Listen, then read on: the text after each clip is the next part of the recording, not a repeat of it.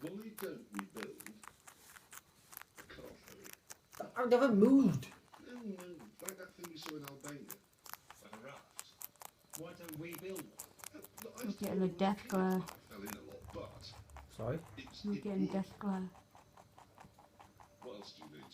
Oil drums. You need to lash the rope together, maybe some nails and a hammer.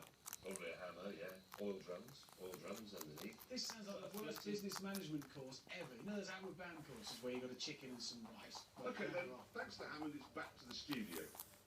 All we need is a platform big enough to take the car and it'll take its weight and that floats, and then we pull it across the ropes like the Albanian way.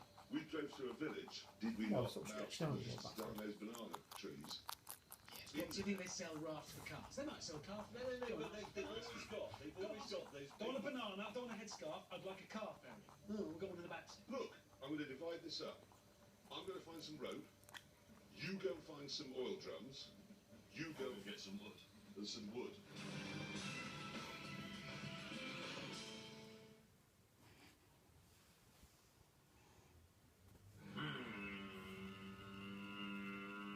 V6? V8?